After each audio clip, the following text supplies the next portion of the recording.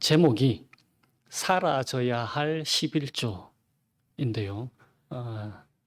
대단히 도발적인 제목입니다.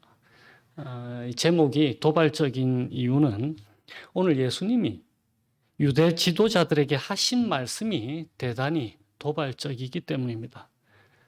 그것도 초대받은 식사 자리에서 이 일이 일어난 겁니다. 그래서 오늘 본문 말씀이 우리에게 편안한 마음을 주지 않을 것입니다. 그리고 오늘날 우리 교회들에게도 예수님께서 이와 동일한 말씀을 하실 것 같습니다.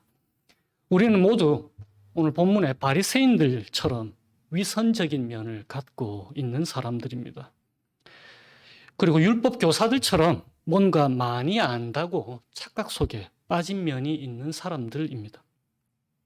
따라서 본문에서 예수님의 질책에 바리새인들과 율법 교사들이 모욕감을 느꼈다면 우리 역시 오늘 본문을 통해서 불편한 마음을 갖는 것이 당연할 것입니다.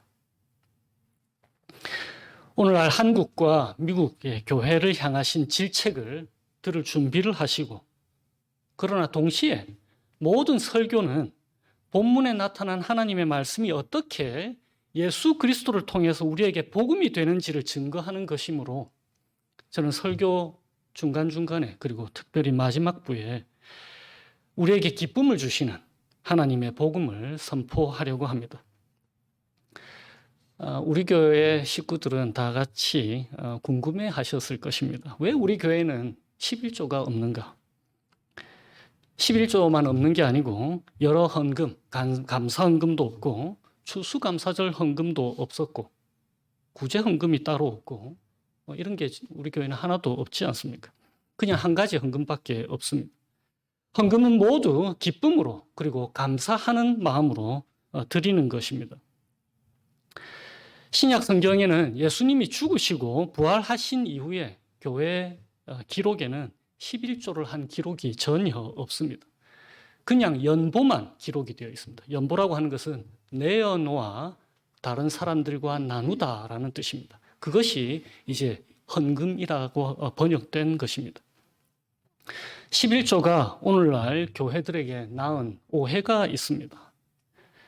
첫 번째 오해는요, 두 가지 오해가 있는데 첫 번째 오해는 반드시 해야 하는 것이라고 하는 것입니다. 그래서 형편이 되지 않는데도 해야 하는 것, 나의 가족과 이웃이 궁핍한데도 해야 하는 것, 하지 않으면 하나님의 것 도적질하는 것이다 라고 오해를 하는 것입니다. 그래서 먹고 싶은 것 참아내고 사고 싶은 것 참아내고 필요한 것만 사고 그렇게 검소하게 살았는데도 11조를 했더니 카드 빚만 늘었다. 그러면은 제가 제대로 된 이해의 말씀을 드립니다. 그러면 11조 하지 마세요. 하시면 안 됩니다. 반대로 주로 부유한 사람들은 10분의 1은 하나님의 것. 그래서 10분의 1을 바치고 10분의 9, 그러니까 90%는 내 것. 그래서 11조 내고 나면 내 할 일 다 했으니까 나머지는 좋은 옷 입고 좋은 것 먹고 그런데 사용해야지. 그렇게 하는 오해가 있습니다. 제대로 된 이해를 제가 말씀드립니다. 모든 것이 하나님의 것입니다. 신약 교회에서는 11조가 아니라 힘에 지나도록 연보를 했다고 기록합니다. 우리의 헌금에는 희생이 들어가게 되어 있습니다. 그래서 부유한 자들은 내어놓아도 전혀 지장 없는 것 같은 11조가 아니라 자신의 안락함에 희생이 될 수 있는 헌금 생활이 요구가 되는 것입니다. 그래야 참다운 하나님의 자녀라고 할 수 있는 것입니다. 11조는 아니지만 대부분의 헌금이라고 하면은 교회에 내는 것이라고 생각을 합니다. 그것도 맞습니다. 그러나 일상의 삶에서 다른 사람들 도와주는 것, 그건 역시 헌금인 것입니다. 이웃이 어려움에 있으면 그들을 돕는 것이 헌금인 거예요. 이틀 전에 토네이도로 미국이 지금 난리가 났잖아요. 그들을 돕는 것이 헌금이라는 것입니다. 백부장 고넬료가 교회를 통하지 않고 직접 가난한 사람들 구제한 것, 그거 사도행전에서 뭐라고 기록되어 있습니까? 하나님께서 기쁘게 받으셨다라고 기록되어 있습니다. 잠언에도 이렇게 되어 있어요. 가난한 자를 불쌍히 여기는 것은 여호와께 꾸이는 것이니 그 선행을 하나님이 갚아주시리라 라고 말입니다. 야고보서 1장에는 어떻게 기록되어 있습니까? 하나님 아버지 앞에서 정결하고 더러움이 없는 경건은 곧 고아와 과부를 그 환난 중에 돌아보고 또 자기를 지켜 새 속에 물들지 않는 것이다 라고 했습니다. 그러니까 다른 사람을 위해서 일상생활에서 사용하는 것, 교회에 바치는 게 아니라 일상생활에서 사용하는 것, 개인적으로 다른 사람들을 후원하는 후원금, 그게 헌금이라는 것입니다. 로마서 12장에 그래서 이렇게 기록되어 있습니다. 그러므로 형제들아, 내가 하나님의 모든 자비하심으로 너희를 권하노니 너희 몸을 하나님이 기뻐하시는 거룩한 산 제물로 드리라. 이는 너희가 드릴 영적 예배니라 라고 기록하는 것입니다.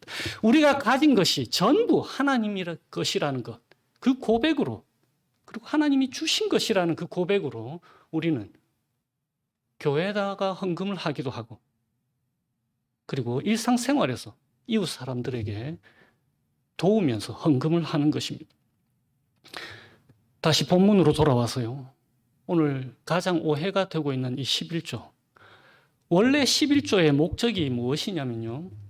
가나안 땅을 정복하고 땅을 분배받지 못한 지파가 있었습니다. 그러니까 12지파들한테 골고루 땅을 나눠줬는데 한 지파, 레위 지파, 이 사람들에게는 땅을 분배하지 않았어요.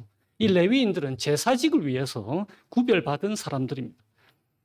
원래 11조는 이들을 위해서, 그러니까 나머지 12지파가 10분의 1씩 내에서 땅을 분배받지 않은 소득이 없는 레위 지파를 부양하기 위해서 10분의 1을 그들에게 준 것입니다. 그리고 가난한 자들을 돕기 위해서 11조가 사용이 되었습니다. 고아와 과부들, 사회적 약자들을 위해서 사용한 것입니다. 그래서 이 점에서 이스라엘 나라가 다른 나라와 전혀 다릅니다. 하나님의 공동체이니까요. 하나님 나라를 맛볼 수 있는 하나님의 가족들의 공동체인 것입니다. 그런데 예수님 당시 이스라엘의 모습을 한번 살펴보십시다. 오늘 식사 초대를 받았죠. 당시는 회당에서 모임 후에 선생을 집으로 초대해서 가르침을 받기도 하고 토론하는 자리가 마련이 되었습니다. 그래서 초대받지 않은 사람들도 식사는 같이 하지 않지만 모여서 선생의 그 가르침과 토론을 듣곤 했습니다. 그래서 오늘 바리새인이 초대를 하였지만은 그 자리에는 율법 학자도 있었고 율법 교사도 있었고 여러 사람들이 같이 있었던 것입니다. 그런데 37절에 보니까 예수님이 손을 씻지 않으시는 거예요. 그래서 이상하게 생각합니다. 왜 저렇게 정결 예식을 율법을 잘 지키지 않는가? 그런데 39절에 예수님께서 뭐라고 하십니까? 너희 바리새인들은 지금 잔과 대접의 겉은 깨끗이 하지만 너희 속에는 탐욕과 악독이 가득하다. 어리석은 자들아, 겉을 만드신 이가 속도 만들지 아니하셨느냐? 대접과 잔 안에 있는 것으로 구제하라. 그리하면 모든 것이 너희에게 깨끗하리라. 화 있을진저 너희 바리새인이여, 너희가 박하와 운향과 모든 채소의 11조는 들이되 공의와 하나님께 대한 사랑은 버리는도다. 그러나 이것도 행하고 저것도 버리지 말아야 할지니라 라고 예수님이 말씀하십니다. 초대받은 식사 자리에 와서 뭐라고 하냐면 현대말로 바꾸면 이렇습니다. 천벌을 받을 놈들아 라고 말씀하시는 거예요. 식사 초대받은 사람이 말입니다. 식사 초대한 그 주인에게. 함께 하고 있던 율법 교사가 뜨끔해서 45절에 이렇게 묻죠. 선생님, 이렇게 말씀하시니 우리까지 모욕하심이니이다. 그래서 46절에 예수님께서 대답하시죠. 가만히 있었으면 욕을 안 들어 먹었을 건데 너희도 천벌 받을 놈이다 라고 말씀하시는 거예요. 뭐라고 하시냐면은 지기 어려운 짐을 사람에게 이렇게 지워놓고 너희는 한 손가락도 이 짐에 갖다 대지 않는다. 무슨 말인가 하면은 율법의 요구를 엄정하게 다른 사람들에게 요구하면서 너희는 그들이 진 짐 덜어주려고 도와주지 않는다라는 뜻입니다. 그러면서 예수님께서 율법 교사들까지도 싸잡아서 비난을 하시죠.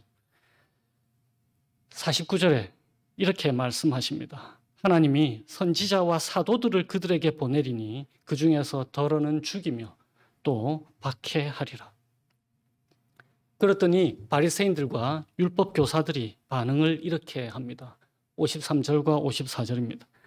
서기관과 바리새인들이 거세게 달려들어 여러 가지 일을 따져 묻고 그 입에서 나오는 말을 책잡고자 하여 노리고 있더라. 화가 단단히 났습니다. 그리고 식사 자리가 난장판이 났습니다. 이 밥맛 떨어져. 다들 그렇게 했을 거예요. 정성스럽게 음식 준비한 여성들이나 하인들이 예수님을 뒤에서 욕했을 것입니다.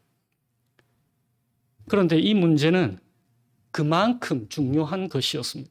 먹고 사는 것보다 훨씬 더 중요한 문제였습니다. 잠시의 거짓된 화평보다 거짓됨을 드러내는 것이 필요한 자리였던 것입니다. 오늘날 교회들을 향해 말씀하시는 하나님의 마음을 한번 헤아려 보십시다. 2주 뒤면은 크리스마스인데요. 예수님께서 이 땅에 인간의 몸으로 오신 이유가 무엇입니까? 어둠 가운데에 갈 바를 알지 못하고 헤매고 있는 백성들에게 빛을 비춰주시기 위해서 예수님께서 오셨습니다. 그리고 우리가 누가복음 앞장에서 본 것처럼 가난한 자들에게 부요함을 주시려고 예수님께서 오셨습니다. 어둠의 세력에서 억압받는 사람들을 구출하시기 위해서 오셨습니다. 사람들의 고통, 억울함, 병으로 지친 몸, 그들의 아픔을 어루만져 주시려고 그렇게 오신 것입니다. 그리고는 유대 종교 지도자들에게 이 일을 대신하라고 52절에 말씀하는 지식의 열쇠를 그들에게 주신 것입니다. 헌금, 그리고 그들이 가진 지식, 잘 먹고 잘 살라고 좋은 머리 주신 것이 아니다라는 거죠. 그 지식으로 하나님이 세상을 사랑하시고 그들의 아픔 어루만져 주신다는 것 보여주라고 주신 지식이라는 겁니다. 보여주라고 준 물질이다라는 거죠. 그런데 당시 종교 지도자들인 바리새인들과 율법 교사들, 이들은 어떤 사람들이었습니까? 39절입니다. 탐욕과 악독이 가득하다라고 말했습니다. 손 씻는 것, 식사 전에 손 씻는 것, 그리고 그릇 깨끗하게 하는 것, 겉으로 보이는 것은 깨끗하게 하면서 마음속은 더러운 것으로 가득 차 있었던 것입니다. 같은 누가복음 20장에 후반 나중에 20장에 가면은 예수님이 또 한 번 그들을 책망하시는데 이렇게 말씀하세요. 그들은 과부의 가산을 삼킨다라고 말입니다. 그 한 예가 42절의 11조입니다.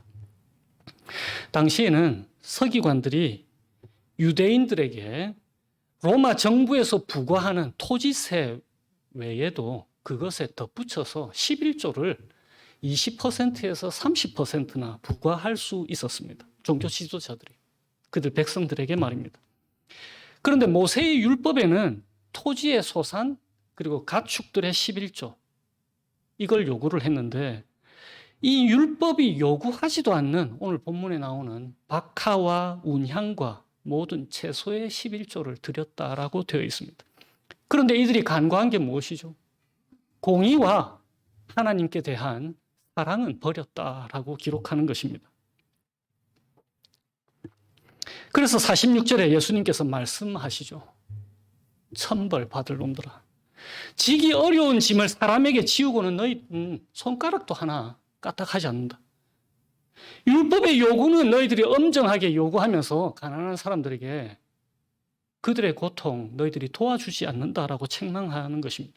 그런데 원래 11조의 정신이 무엇이라고 제가 아까 앞에서 말씀드렸습니까? 이스라엘 땅, 가나안 땅, 기업, 유산 물려받지 못할 사람들, 레위인들, 그리고 가난한 사람들, 사회적 약자들, 그들 돕는 게 목적이라는 거예요. 그런데 그들은 더 심한 11조를 그들에게 부과하고 있었던 것입니다. 그래서 예수님께서 너희들이 행하는 11조도 행하고 공의와 하나님께 대한 사랑도 버리지 말아야 한다라고 말씀을 하셨습니다. 이렇게 말씀하신 이유는 본래의 11조 정신을 행하라라는 뜻이죠. 그런데 많은 분들이 이 말씀을 가지고 11조도 해야 된다라고 말씀하시는데 사실은 그렇지가 않습니다. 왠지 이제 한번 살펴보도록 하십시다. 이 말씀을 하신 시점은 예수님이 죽으시기 전이에요. 우리가 누가복음 1장부터 살펴봤지만 누가복음 2장에서 예수님도 할례를 행하셨죠. 죽으시기 전에는 예수님도 율법을 다 지키신 분이십니다. 누가복음 5장, 우리가 앞에서 살펴봤던 그 5장에서 나병 환자 치료 후에 예수님께서 어떻게 말씀하십니까? 그 사람에게 이렇게 말씀하세요. 모세의 율법대로 제사장에게 가서 네 몸 보이고 예물을 드려라. 예수님도 십자가 지시기 전에는 율법을 다 지키신 분이십니다. 그런데 십자가에서 죽으시고 부활하신 후에 어떤 일이 일어났습니까? 예수님께서 모든 율법을 완성하신 거예요. 율법이 요구하는 모든 것이 이제 다 행해진 것입니다. 우리가 행할 수가 없으니까. 예수님이 다 이루셨다니까요. 십자가에서 죽으시면서 뭐라고 하셨어요? 다 이루었다. 다 이루었다라고 말씀하셨습니다. 그래서 우리가 행할 이유가 이제 없어진 거예요. 제사직을 위해서 세운 레위인들, 그들을 위해서 매해 11조를 했습니다. 그리고 3년마다 11조를 따로 또 거둬들여서 3년마다 거둬진 이 11조는 가난한 사람들을 위해서 사용했습니다. 그리고 절기 행사 때, 잔치 때, 이스라엘 백성들은 잔치 때도 11조를 사용을 했는데요. 우리도 교회에서 요즘 서로 교제하느라고 우리가 근사한 레스토랑 가라고 제가 추천을 하지 않았습니까? 그거 쓰는 거 기쁨으로 쓰세요. 하늘나라의 혼인잔치를 연상케 하기 위해서 하나님께서 우리에게 잔치를 주시는 것입니다. 즐겁고 풍성한 잔치, 그런 것입니다. 교회도 마찬가지여야 합니다. 평소에 검소하게 사세요. 그러나 우리 기독교는 금욕적인 종교가 절대로 아닙니다. 검소하게 사세요. 그러나 때때로 하나님께서는 하늘나라의 성대한 잔치를 우리에게 맛보이시기 위해서 성대한 잔치를 이 땅에서도 베풀기를 원하시는 것입니다. 그런데 제사직은 예수님이 완전한 제사장으로 완전한 제사를 완전한 제물로 스스로를 바치심으로 완성하신 것입니다. 그래서 더 이상 제사직이 없는 거예요. 그래서 11조는 없는 것입니다. 그래서 신약교회에는 11조가 더 이상 등장하지가 않아요. 연보만 기록이 되어 있습니다. 그래서 우리가 고백하고 믿음으로 받아들이는 하이델베르그 요리문답 103번째, 103문에 이렇게 되어 있죠. 제4계명, 안식일을 기억하여 거룩하게 지키라라는 의미가 무엇입니까? 라는 거에서 오늘 안식일에 대한 설교가 아니니까 제가 헌금 부분만 찾아서 읽어드릴게요. 우리가 예배 드릴 때에 하는 일이 가난한 사람들을 위하여 헌금을 드립니다. 그렇게 되어 있는 거예요. 연보라는 것입니다. 가난한 사람들을 위하여 헌금을 드립니다. 그렇게 기록이 되어 있는 것이 예수님께서 율법을 성취하셨으므로 11조가 더 이상 요구되지 않는 거예요. 그런데 그 외에도 또 다른 이유가 한 가지가 더 있습니다. 11조. 이게 언제 생겼습니까? 그리고 어느 나라에서 생겼습니까? 하나님이 통치하시는, 그러니까 신정국가인 이스라엘 백성들에게 말씀하신 거예요. 제사직 레위인들, 그리고 재정 형편이 어려운 사람들, 그리고 잔치하는 데 쓰라고. 오늘날에 무엇과 같습니까? 신정국가예요. 이스라엘은 하나님이 왕이신 통치자이신데 레위인들이 그러면 어떠한 사람들이겠습니까? 국가 공무원. 오늘날에 무엇과 같습니까? 세금과 같은 거예요.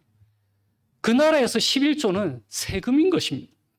미국에서 미주리주에서 특히 1년에 6만 불을 버는 싱글, 이 사람의 세금이 얼마인지 아십니까?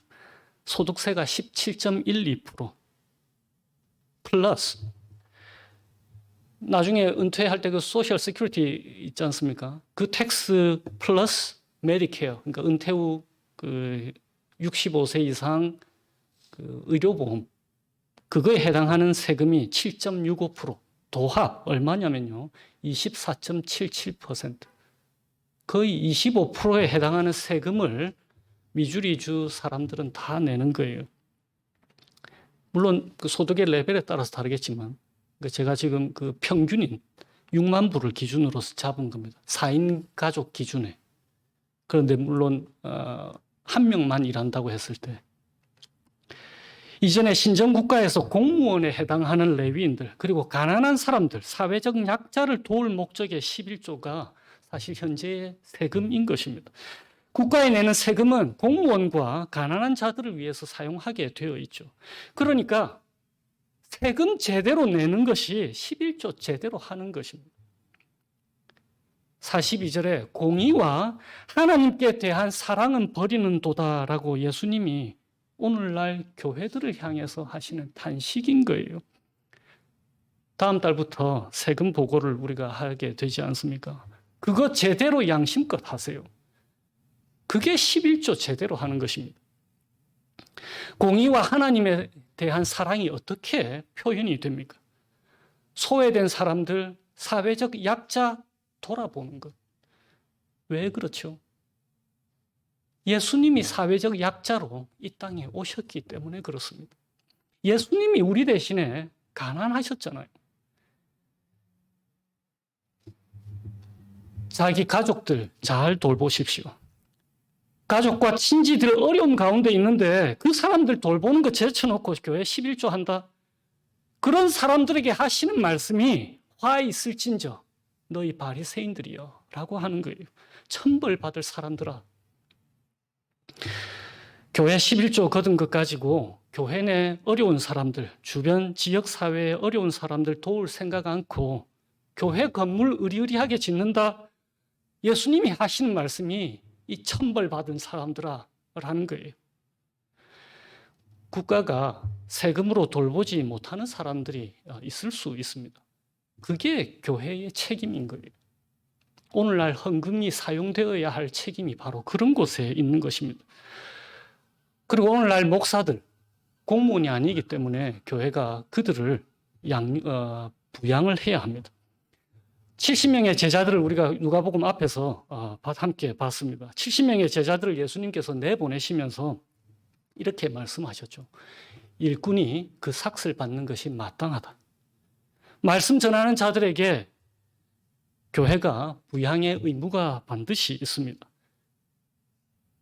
그 수준은 레위인들을 위해서 10%를 모아서 부양해 준 것처럼 12지파가 모아서 모은 것이니까 대략 이스라엘 전체 지파들의 평균을 약간 상회하는 수준일 거예요. 오늘날 교회들과 많은 차이가 있습니다. 대형 교회는 엄청난 연봉을 담임 목사에게 안겨주지만 작은 교회는 가난하죠. 중형 교회는 담임 목사는 부유한데 부목사들 가족들이 있는데도 가난하게 살아야 되는 거예요. 그러면 안 된다라는 거예요. 교회의 헌금의 사용처는 어디에 있어야 합니까? 말씀 사역자들과 가난한 자들, 어려움 당하는 자들, 그들을 위해서 사용하라는 것입니다. 11조 제가 다시 이제 여쭙겠습니다. 해야 하나요? 답은 아니요. 예수님께서 십자가에서 이루신 거 그거 헛되게 하지 마세요. 자유하십시오. 42절에 박하와 운양과 모든 채소의 11조는 들이되 공의와 하나님께 대한 사랑은 버리는 도다. 그러나 이것도 행하고 저것도 버리지 말아야 할지니라. 행하라 했는데요. 11조. 어떤 상황에서 이 말씀을 하셨는지 봐야 합니다. 신정국가였고 율법이 완성되기 전입니다. 그리고 이 42절 말씀은 그 앞에 41절 말씀에 비춰서 해석을 해야 되는 거예요. 이 말씀 하시기 바로 전에 뭐라고 했습니까? 41절에. 그러나 그 안에 있는 것으로 구제하라. 그리하면 모든 것이 너희에게 깨끗하리라. 그 안에 담겨 있는 것으로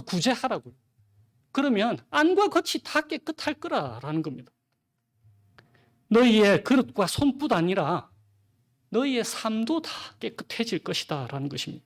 안이 변하면 모든 것이 깨끗해 되는 것입니다. 그러니까 11조를 할 필요가 없죠. 공의와 하나님께 대한 사랑을 행하면 저절로 깨끗하게 된다라는 것입니다. 이와 유사한 말씀이 갈라디아서에 있습니다. 갈라디아서 5장에 이렇게 말씀하셨죠.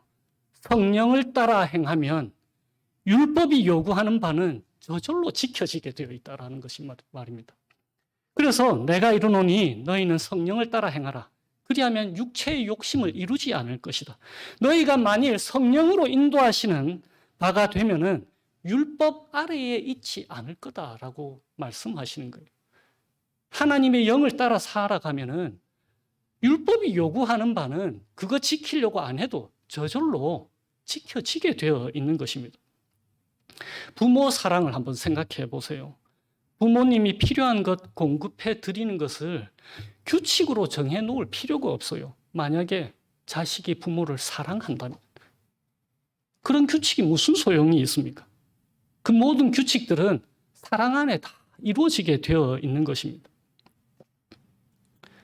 하나님께서 율법을 통해서 11조를 명령하신 이유는 하나님의 택한 백성들이 세상과는 다른 공동체인 것을 드러내려고 하는 것입니다. 그래서 하나님이 어떠한 분이신지가 이스라엘 공동체를 통해서 드러나는 것이에요. 하나님의 공의와 사랑이 드러나기 위한 것입니다. 11조를 통해서 가난한 자들과 사회적 약자들이 보살핌을 받는 공동체가 이스라엘 외에 어디에 있단 말입니까? 예수님이 율법의 모든 요구를 성취하셔서 율법을 완성하신 이후에는 이스라엘이라는 이 나라가 이제 없잖아요. 신정국가는 이제 없습니다. 참 이스라엘은 이제 누구입니까? 우리. 교회가 참 이스라엘이잖아요. 그래서 교회를 통해서 하나님의 공의와 하나님의 사랑이 드러나게 되는 것입니다. 11조가 아니라 모든 것이 주님 것이라는 고백으로 우리는 연보를 하게 되는 것입니다. 십자가에서 자신의 모든 것을 주신 예수님의 영이 우리와 함께 하잖아요. 우리는 그 그리스도에게 성령을 통해서 연합된 사람입니다. 그래서 우리도 우리 자신과 우리에게 주신 돈, 물질, 그 모든 것을 다른 사람들을 위해서 내어놓을 수 있는 구원받은 사람들이라는 거예요. 구원이 무엇입니까? 참 인간으로 회복된 것이 구원이잖아요. 예수님 닮은 모습. 우리가 버린 공의와 하나님께 대한 사랑을 예수님께서 완전한 인간으로 우리 대신에 완성하셨습니다. 회당의 높은 자리와 시장에서 문안받는 것을 기뻐하는 바리새인 같은 우리 대신에 예수님께서 낮은 자리로 오시는 것을 기뻐하셨습니다. 지기 어려운 짐을 사람에게 지우고 한 손가락도 그 짐에 손대지 않는 율법 교사들 같은 우리를 위해서 우리 주 예수 그리스도께서 아무도 감당할 수 없는 무거운 짐인 세상 죄를 지시고 십자가에 달리셨습니다. 창세 이후로 몹쓸 인간들이 흘린 모든 선지자의 피를 우리가 책임져야 함에도 불구하고 우리 대신에 우리 주 예수 그리스도께서 십자가에서 대신 피 흘려서 죽으셨습니다. 겉만 번지르르 하고 속 사람은 욕심과 은밀한 악이 가득한 바리새인과 율법 교사들이 당할 모든 화를 그 천벌을 예수님이 십자가에서 대신 당하셨습니다. 그리고는 우리가 할 수 없는 것, 공의와 하나님께 대한 사랑을 우리 주 예수 그리스도께서 다 이루셨습니다. 그리고는 그 그리스도의 영, 하나님의 영, 성령을 우리에게 풍성하게 부어주셨습니다. 그리스도 예수님처럼 살 수 있도록 성령으로 우리를 충만케 하십니다. 그리스도 예수 안에서만 우리가 참다운 인간으로 될 수 있습니다. 그래서 우리가 누가복음 11장 오늘 읽은 앞부분에서 기도에 대해서 예수님께서 말씀하시면서 뭐라고 하셨습니까? 너희가 악할지라도 좋은 것을 자식에게 줄 알거든 하물며 너희 하늘 아버지께서 구하는 자에게 무엇을 주시지 않겠느냐라고요? 성령을 주시지 않겠느냐. 이 복음 안에서 성령을 따라서 한 주를 살아가시고 참 자유인으로 마음껏 하나님과 이웃을 사랑하시면서 하나님의 자녀다운 모습, 예수님 닮은 모습을 세상에 나타나 보여주시기를 주님의 이름으로 축원드립니다. 오늘은 제가 헌금기도 같이 지금 할게요. 역대상 29장에 나온 말씀으로 제가 기도하겠습니다.